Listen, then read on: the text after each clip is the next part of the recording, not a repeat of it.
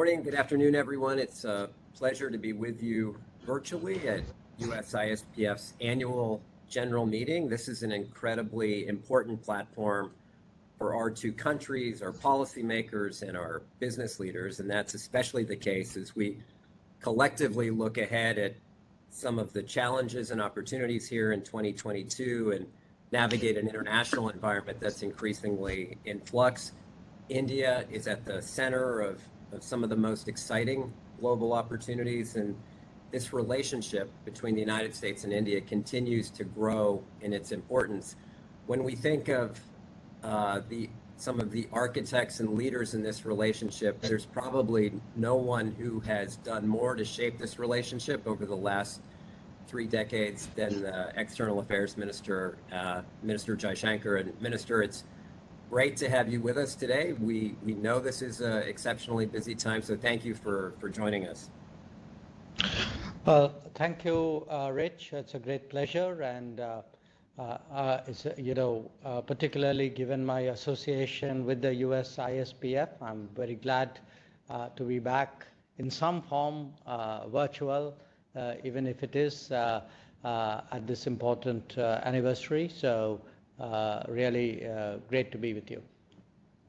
Thank you so much. And I know your time is short. We want to be respectful of that. I thought we could just jump right in because there's so much happening, and really there's so much happening in South Asia. And I know you gave an important update yesterday on developments in Sri Lanka. And I wonder if you could tell us a little bit about your assessment of what's happening there, and maybe also whether you see any risk of kind of contagion effect of the economic problems in Sri Lanka in other countries in South Asia. We've seen reports of challenges economically in Nepal, Pakistan, Maldives, but maybe you could just bring us up to speed on what's happening and what India is doing to help Sri Lanka.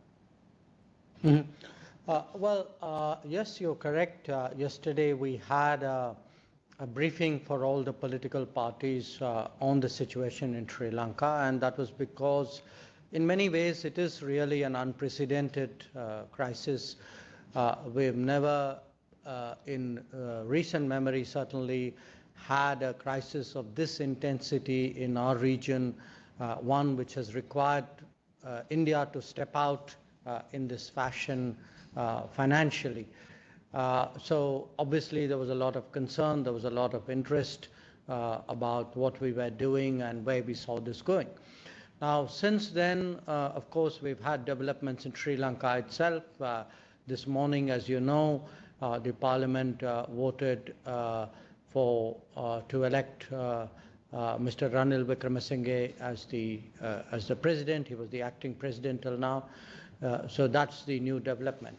Now, from our perspective, this year, Sri Lanka has been a growing concern. We've been in touch with the government, the previous president's government, the previous prime minister as well.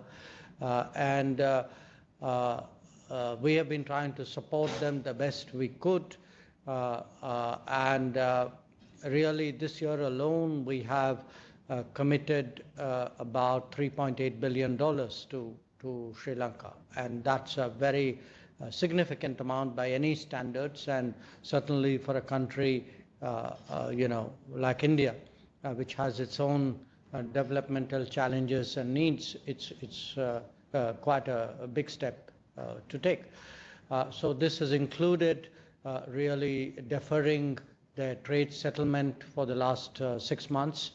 So that's like about $250 million per month, giving them $500 million credit to buy fuel from India, and $1 billion for essential commodities. And that's helped in a way to relatively stabilize matters. But obviously that cannot be the solution in itself. They are discussing with the IMF, what they have to do further. We have been supportive of Sri Lanka. We've been supportive of their engagement with the IMF. They clearly, it's something, but they need to work out this for themselves. We can play the supporting role. We can give them, to the best of our ability, whatever help we can. But we hope that there's an early resolution of the issue between them and the IMF. Okay, thank you. Minister, do you see regional implications? We see really the rise of South Asia, but the importance of South Asia. One in 4 people in the world reside in South Asia. Do you see a regional impact at all, or perhaps this is a one-off, unique situation? Well, the region is actually very differentiated. It's got some common challenges, but it's also, each country is quite substantially unique. So I'm a little skeptical of this very concept of a contagion. I think from what I understand, a lot of problems that Sri Lanka is now dealing with are very specific to Sri Lanka. They're not necessarily problems that you have had in Bangladesh or Maldives, or Nepal. So I'm not sure I would sort of tar everybody with the same brush. Pakistan is a different case. They are already in discussion with the IMF. They have their own sets of problems. I think maybe they are in a different position there. But having said that, I think there is one common concern which everybody faces, and it is a concern of very high fuel prices. It is a concern of very high food prices. It is a concern of disrupted trade, and the general sense that the impact, this devastating impact of the COVID for 2.5 years, and now the knock-on effects of the Ukraine conflict, how that's playing with the global South, with developing countries, with countries in South Asia. I think that's a common feature. I think all of us are trying to cope with those sets of challenges, and that's something which obviously is very high in everybody's priority in the region. No, I appreciate that, and as I noted, this is a time of really somewhat unprecedented geopolitical challenges between post-COVID impact and now, as you said, the war in Ukraine. If I could perhaps turn to the war in Ukraine, we're now perhaps well over 4 months into it. And I just, again, from your perspective, how you view the fallout of the Russian invasion of Ukraine and kind of the new security environment that's presented itself in Europe and potentially beyond. I guess your overall assessment of the impact to the international system. Well, I think it's perhaps easier for me to lay out the problems that not just India, but a lot of other countries in South Asia, and I say this from my meetings with counterparts in other parts of Asia and Africa, perhaps even to some extent Latin America, Central America. A lot of the world today is really concerned about fuel, about food, and about fertilizers. So these are very deep concerns because the consequences that they have on the daily lives of people are enormous. And the consequences that they have in geographies where incomes are low are even more serious. So if you were to ask, someone on the street saying, okay, what's your big worry as a result of the Ukraine conflict? I think the answer would be somewhere in that zone, that they would look at it in terms of, the cost of living has gone up very significantly, fuel prices have gone up. Now, of course, with different countries, it can have levels of seriousness. Those with, better governance or more fiscal, better, more prudent fiscal policies would be able to weather the storm better. Those who have already taken risks, who are already prior to the COVID and during the COVID had added to the stresses on themselves, they are less able to weather the storms. And to some extent, you're seeing that in Sri Lanka. I would actually make the point that, as someone who travels a lot, who engages my peer group from different parts of the world, the conversations about Ukraine are not necessarily the same conversations all over the world. I think that's something people need to recognize. That said, I think the bit where probably there is the greatest convergence, where virtually everybody would be agreed on, would be the need for the conflict to come to an early, ideally an immediate end, because this is a conflict where, frankly, it's very difficult to see any winners in this conflict. I think that sense is also very widely shared. Now, beyond that, what would be the geopolitical consequences? I think some of it is visible.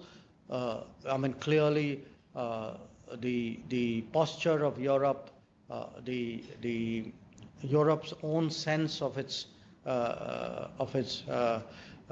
security requirements, all that, that change is very visible. But in the big picture sense, it is 4 months, and it'll take a very rash person to make very bold predictions after 4 months when it comes to the big picture. No, I appreciate that, and those insights about different perspectives depending on where you sit in the world and how it's impacting people on the ground, I think is very important. Maybe I could just stay with geopolitical challenges and perhaps again in the region. The continued rise of China and growing assertiveness in the region, but you've also had a number of dialogues with your counterpart in China, and I understand you may have another one coming up.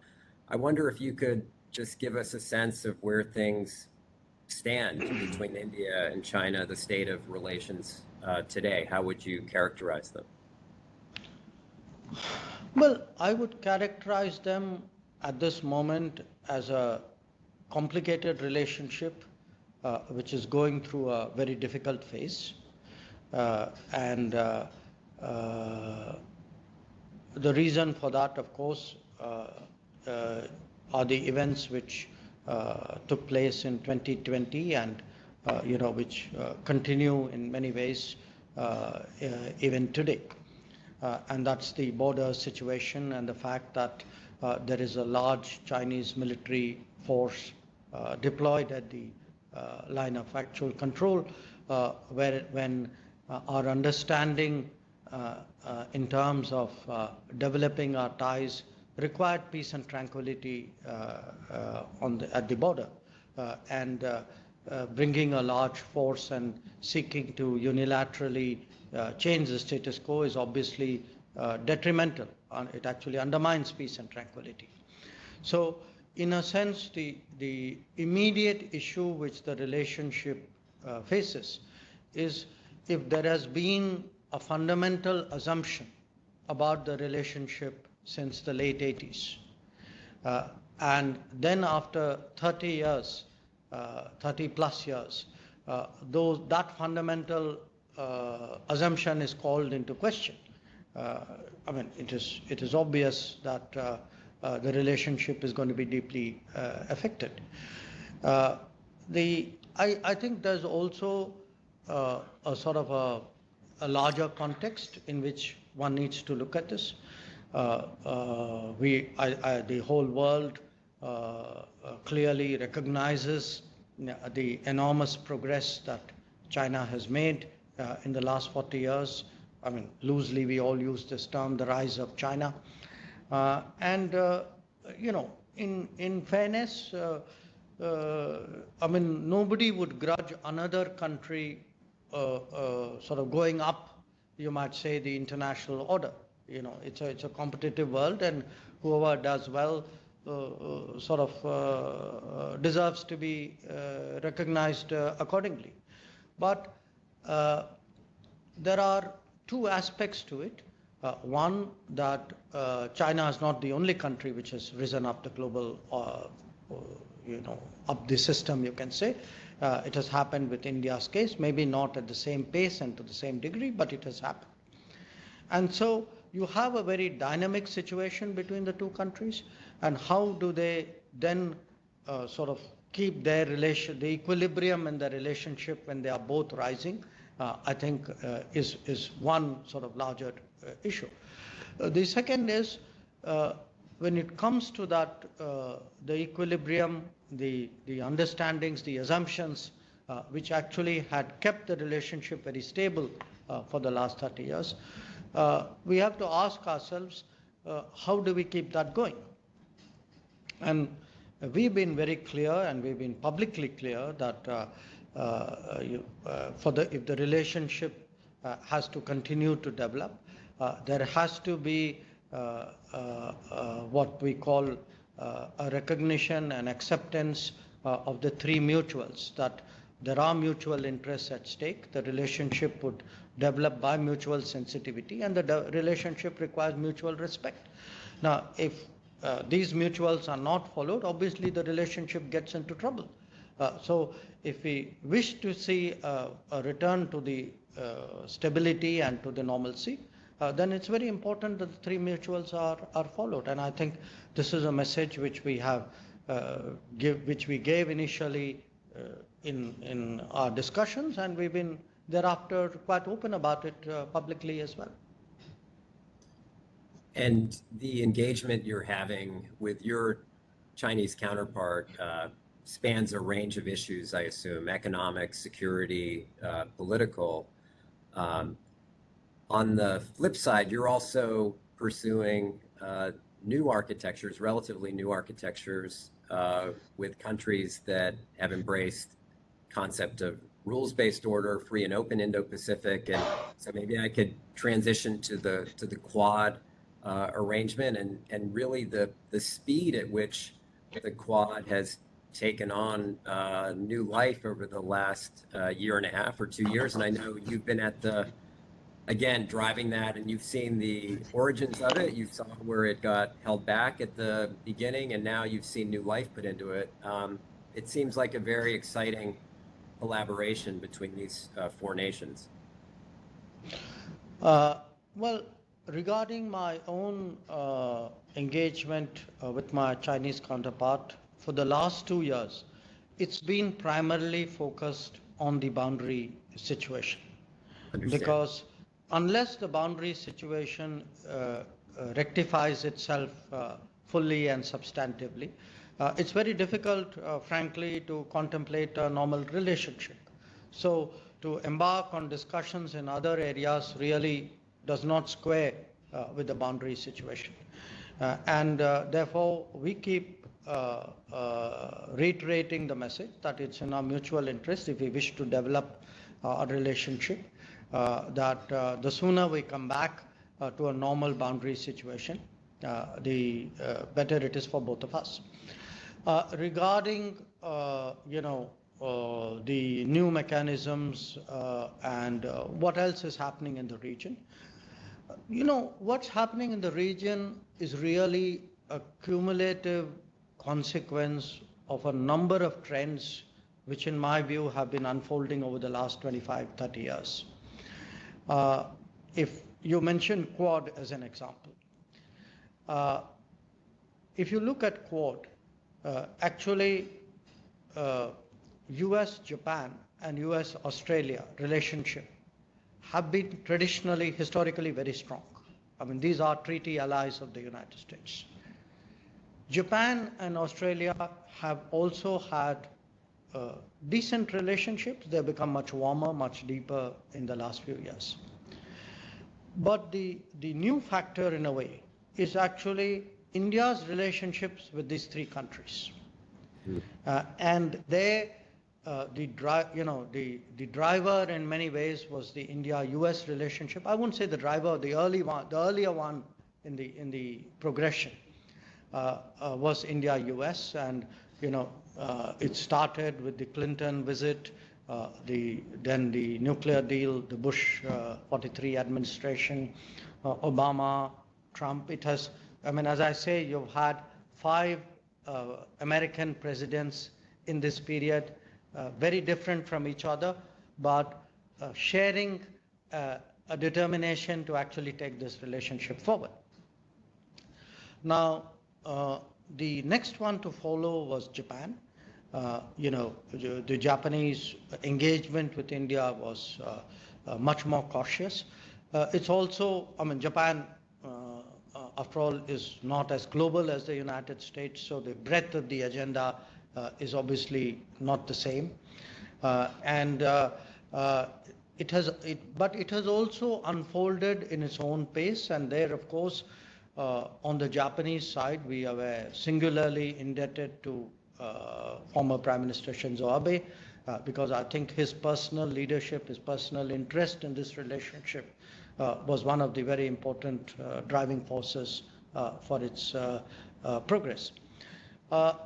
Australia came a little bit later, and I would say it's really been, if I were to look at a turning point, I would say it's really 2014. It's so, in that sense, US and Japan moved perhaps a decade earlier, and it's really been, it started with Prime Minister Modi and at that time Tony Abbott there. It's picked up with each of the successors on the Australian side. And once actually these relationships, India's relationship with these 3 bloomed, it developed much more than it had earlier. I think the basis for what we see today as Quad cooperation, that has really come into being. My own view was the reason why the Quad is working so much better in 2022 than, let us say, it did when the idea initially came up in 2007, is that these relationships, which constitute the foundation in a way of Quad cooperation, have intensified in those 15 years. A lot of what the Quad is doing, we've been very clear of defining the Quad in a positive way. The Quad has a very broad agenda, I think a very practical agenda. If you look at stuff we've been talking about and actually doing, getting it on the ground, I mean, it has been from vaccine to education to maritime security, connectivity, supply chains. So pretty much, I would say, any contemporary global issue which is relevant in the Indo-Pacific, I think today is a natural part of the Quad agenda. To me, Quad is a very, I mean, it's the new way of countries working with each other, where I would say your sort of overheads are less. Right. It's lean, it's frugal business. The business model of Quad is very appealing to me. I don't have to create new posts. I don't have to create a secretariat. I do it really using my existing tools and personnel and resources. And the same goes for the other Quad partners as well. And I quite like the idea that I can get more things done by redeploying and re-energizing my existing assets. No, that's right. I think it's been, again, the amount of cooperation, the kinds of areas that you've announced have been really remarkable. But you mentioned the U.S.-India relationship, kind of also one of the foundational elements of that, especially over the last 20 years or so. Relationships matter in the U.S.-India relationship, personal relationships matter. I've seen again, the pace that you've met your counterpart, the Secretary of State. You seem to be meeting every couple months now. And I looked at your last. He's a nice guy. He is a good guy. So, I like meeting him. Your tweet, the last one, you said, our relationship today allows us to approach a range of challenges with greater understanding and openness. And so you can tackle a lot of issues. I wonder, maybe again, just tell us how you feel about where we are in the relationship, and for USISPF and its member companies, the kinds of areas that we might be able to help strengthen in the relationship, whether that's on trade or digital trade or health cooperation or investment in different areas. I know that gets a little bit out of your remit, but love to hear about your sense of the overall relationship and where we can have an impact. Well, look, I can, I can give you a comparison which goes back a long way, because I first got involved in this relationship when Ronald Reagan was the president in Washington. And that's quite a long way back. But what, I've seen is, and I'm not speaking here just for myself, I have seen it getting easier in many ways, comfortable in many ways, that people talk to each other more openly. If there are issues, there's much greater confidence in sort of raising it up front, a much greater understanding of what the compulsions and challenges are for the other party. I can certainly say that for myself with this administration or the earlier ones as well. But I would say this for a lot of my other colleagues, my ministerial colleagues, my colleagues in the Ministry of External Affairs, that when I look at counterpart to counterpart dealing, if I were to look today, say, at trade, if I were to look at Piyush Goyal and Catherine Tai, or if I were to look at Nirmala Sitharaman and Janet Yellen. So I'm giving you, forget the absolute summit level relationships. So I would say systemically, in a broader sense, there is a much greater, much greater comfort and understanding. And the purpose of the tweet was really to say that, look, even very difficult issues, we are able to discuss it, without acrimony and without being evasive about it. I think both of us are today quite comfortable, putting our positions on the table and then trying to see how this works for both of us. And to my mind, that's, to call it a sea change would be a huge understatement. From the days of Ronald Reagan in the 80s, Perhaps even maybe even from the days of Bush, meaning even in the last, look, I remember that 2004, 2006, 7 period. In fact, the first time I remember meeting you, Rich, in the Congress. Even, we were far more wary of each other, if not actually suspicious of each other. I think even in the last decade, I would say the relationship has become much more open and much more confident about each other. Yeah, no, it's exciting. I think there's some really great opportunities between the two countries. I know we just have a couple minutes left, and if you don't mind, I had just two areas to ask. One is, India will assume the presidency of the G20, and would be interested in your thoughts on kind of just, again, the kind of agenda, or at least some priorities that India might have on G20. And then secondly, there was another 4-country arrangement that you just announced last week that also had your kind of imprint on it, the I2U2, India, Israel, UAE, and the United States, which was terrific. Again, if you could say a little bit about the G20 and I2U2. Okay. On the G20, I think it's a little premature at this time to confidently predict what would be our priorities, because quite honestly, a few months ago, nobody would have given that weight to food security and energy security as they would do today. But you know, uh, there's a set of issues out there uh, which are obvious. They are clearly relevant to G20. Uh, the and G20 not I mean, you don't have to look till our presidency. I think even the current the Indonesian presidency of the G20 is grappling with those issues. Issues of economic growth and economic recovery after the COVID, issues about climate action and climate justice. Obviously, right now, food security, energy security are very, very high in the priority.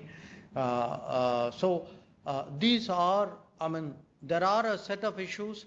The question is among them, what kind of comes up in that particular presidency, which ones do you want to sharpen and do something about in terms of a practical achievement. I think we are a little bit away from that right now. I would expect that to firm up in the coming months. Regarding the I2U2,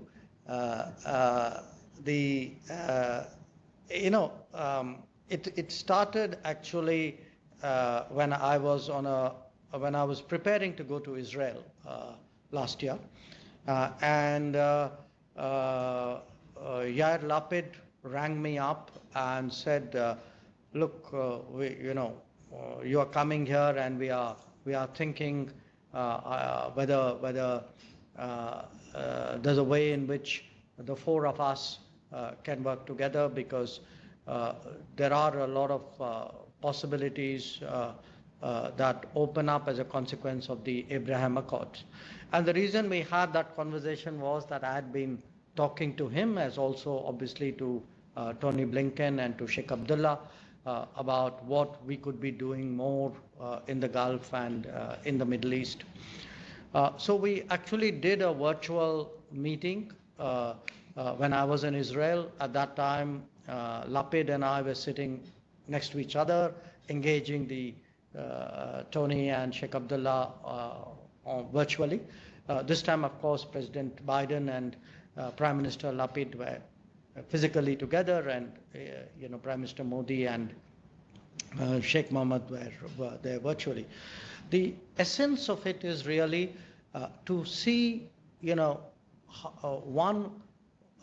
what is it that the four of us can do bigger, differently, better, if we actually made that effort. I mean, we'll each be doing our own thing, and sometimes we may be doing it with each other bilaterally, but when four of us come in, is the sum of the parts, really much bigger than the aggregate. And the second, as I said, is really to explore whether the Abraham Accords open up new opportunities, for example, in connectivity. So it's still early days. What we had as an outcome of the first summit meeting was, in fact, one was a sort of food corridor from India to the UAE, but which will involve American business and Israeli technology as well. And the second was a hybrid renewable energy project, again, on which which involves the US and UAE as our partners. But we have, I think at the summit it was agreed we'll sort of look at a range of other ideas. So for me, it's like, I mean, clearly it's uncharted waters. The idea of the four of us working together is quite intriguing. But as I said, I actually see these kind of combos today as a way of doing doing global good or regional good, as well as pursuing our particular national interests. It makes it much easier, to do something collectively if it is comfortable and easy and not laden with a lot of legal obligations and structures. I'm holding my breath to see how this goes, but I'm pretty confident that we will actually be creative and energetic about it. Yeah, I think it's amazingly creative. Congratulations on this initial set of meetings and look forward to what happens in the future. Thank you so much for your time, for your kind of regional and global kind of tour that you've given us. You've given us a lot to think about. And thanks for all you've been doing, again, for 3 decades on a range of issues, but on this relationship in particular. And so on behalf of Mukesh and the team at USISPF, we look forward to seeing you in person and continuing this conversation over the months and years ahead. Well, thank you very much. It was great to be there, even if it was virtual. And please give my best to everybody at your end when you actually physically meet up. Take care. That's great. Thank you.